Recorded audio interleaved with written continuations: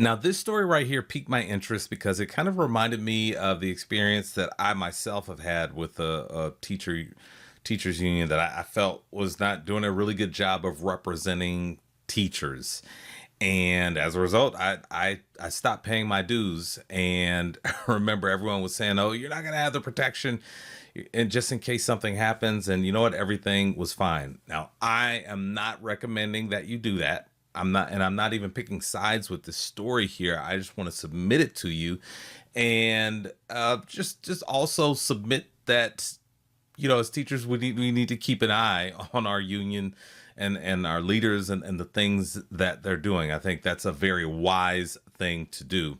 But this story, it's a very interesting one. And it involves a teachers union in New Jersey, and they spent $40 million on a primary candidate, and this candidate was unsuccessful. Now, this happens quite often, that a candidate tries to attain a position and they lose, but $40 million, that's a lot of money coming from hardworking teachers.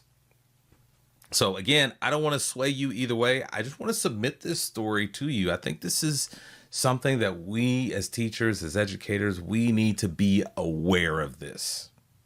It was a $40 million fifth place finish. The New Jersey Education Association tried to make its own president the state's next governor, and despite being by far and away the biggest spender, Sean Spiller finished next to last in the Democratic primary.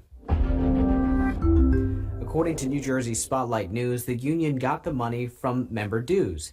NJEA has 200,000 members, charges about $1,100 for an annual professional membership, which covers teachers, administrators, nurses, and counselors, while a supportive membership for custodians, bus drivers, cafeteria workers, and secretaries costs $520. Spiller received approximately 86,000 votes, which brings the total cost per vote to about $465. The money came from an independent committee that's funded by the union, according to NJ Spotlight. While Spiller received the most outside spending, his campaign raised and spent the least of all candidates by far. Figures from the NJ Monitor show while the top candidate campaigns spent between $7 and $9 million, Spiller's raised a grand total $438,000, and as of May 27th had spent only $342,000. And so there you have that figure right there. Again, our job, when we're a part of a union, we elect leaders to go to work and make decisions for us. But here you see this huge discrepancy in spending. And so you have to ask yourself, hey, if I was part of this union and we decided to back this candidate, our president, to represent us as governor of the state, are we happy with this effort? That's a question to ask. I would want to ask that question if I see something like this. 2000. The union is trying to frame this as a positive, saying it brought attention to the issues that are important to teachers. Spiller said of the Now that, boy, when I hear something like that, gosh, it sounds like spin. Like, this is me. That's me giving you my opinion. That kind of sounds like we're kind of spinning this and massaging this. Brought the issues that affect teachers, we brought them to the forefront, and so they're in the conversation now. Everyone's talking about it. $40 million is a lot of money to have a conversation about issues that affect teachers. Spending spree, when it's one of our own, when it's an educator, when it's us, all of a sudden it's a big story. Why do we always have to hand it to someone else for it to be okay? We decided we don't have to do that. The NJEA does have a history of political advocacy. It spent $15 million over 3 years helping Governor Phil Murphy's 2021 reelection. In May 2024, the union's super PAC committed to spending $40 million on behalf of whichever candidate it decided to endorse. Spiller declared his candidacy a month later and got the endorsement. There are mixed reactions to Spiller's campaign and associated spending. Spanish teacher Dan Siegel told NJ Spotlight, "We're putting the issues out in the forefront, and I think that forced the other candidates to say, oh, geez, these educator issues are important." Micah Rasmussen, the director of the Rabovich Institute for New Jersey Politics, stated, I don't think there's any evidence I can find that it led to a bigger discussion on the plight of teachers. It didn't lead to, I think, an improved climate for teachers. Congresswoman Mikey Sherrill won the Democratic gubernatorial primary, and former Assemblyman Jack Ciattarelli won the Republican nomination.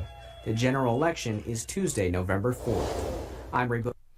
So there you have it. And again, I think the huge takeaway here is that if you're part of a teachers union, you need to be aware of what's going on. You need to be aware of what's going on.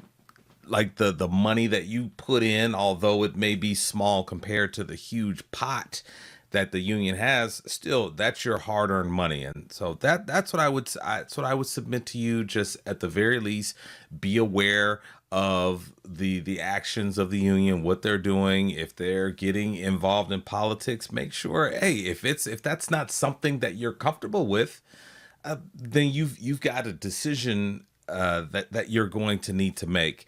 And I'm so curious if those of you who are watching, if you're in this district or you know someone if you're in New Jersey, you know someone who is a part of that union. I'm curious what people are saying, how people are feeling about spending that $40 million on that candidate to support them, and they ultimately came in next to last. I'm so curious to hear if you're willing to share how you feel about that in the comment section, and of course, those of you who are not in New Jersey, how do you feel about this union spending all of this money to ultimately come in next to last and seemingly not make a dent in terms of accomplishing their mission.